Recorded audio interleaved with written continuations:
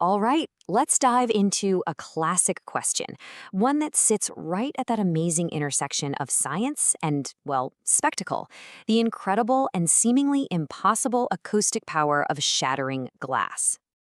I mean, you've seen this 1,000 times, right? Some opera singer hits this ridiculously high note and bam, a wine glass across the room just explodes. It's in all the cartoons, it's in the movies, but is there any actual truth to it? Or is it all just Hollywood magic?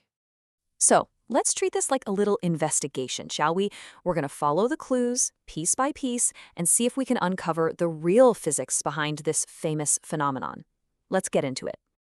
Okay, our very first clue is all about understanding what sound is. And the key is to forget what you see and think more about what you feel. A sound wave isn't really a thing. It's an invisible vibration, a ripple of energy moving right through the air around us. Now, every sound has a note, right? A pitch. Well, scientists call that its frequency. And all that means is how fast the vibrations are moving. So a really high-pitched sound, that's made of super fast, frantic vibrations. A deep, low bass note, those are slow, lazy vibrations. And believe me, that speed is a huge piece of our puzzle. Let's move on to the next piece of evidence. And honestly, this is the big one. We've got to talk about the secret of resonance. This isn't just some boring science term. You can think of it as the acoustic weak spot of an object. It's kind of like the secret code to making it shake. See, pretty much everything in the universe, whether it's a massive bridge or a tiny wine glass, has what's called a resonant frequency. It's the one specific note or pitch that the object just wants to vibrate at. If you can hit it with energy at that exact frequency, it starts to wobble and shake like nothing else. The absolute best way to picture this is to think about pushing someone on a swing. You know, if you just give one random push, it doesn't do much.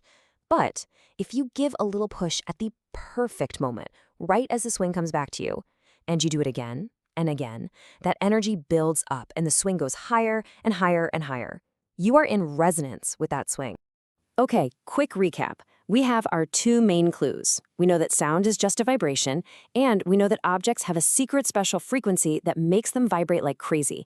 Now it's time to put these clues together and see how this all leads to the shattering point. So, this is where it all clicks.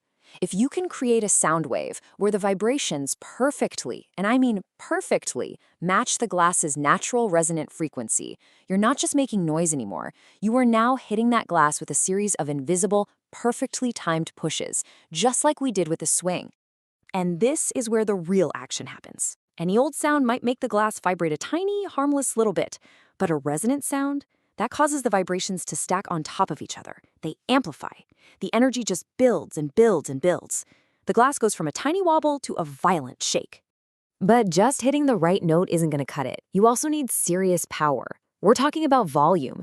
Typically, you need to get up to at least 105 decibels.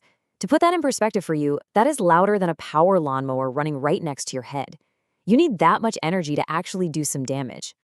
And here it is, the final moment. Those perfectly matched, super loud vibrations are pushing the glass's structure back and forth so hard and so fast that it bends beyond its physical limit.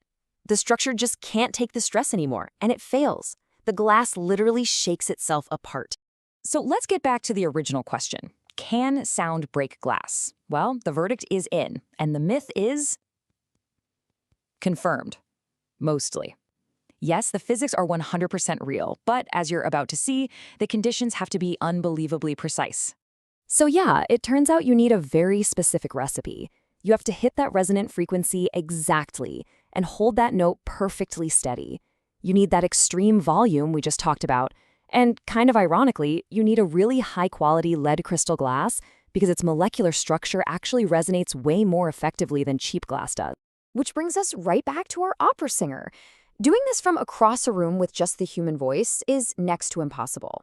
A voice isn't a pure tone, and sound gets weaker over distance. To really do this, you pretty much always need electronic amplifiers and a pure digital sine wave. So while the physics is totally real, it is definitely not the simple party trick the movies make it out to be. And that kind of leaves us with one last pretty wild thought. If a simple, invisible vibration can build up enough energy to physically destroy a solid object, what else can this principle of resonance do? I mean, we've seen it cause bridges to collapse in high winds, and doctors are even using it in new technologies to destroy tumors without surgery. This incredibly powerful force is all around us, quietly shaping our world. Makes you wonder, what else is it doing?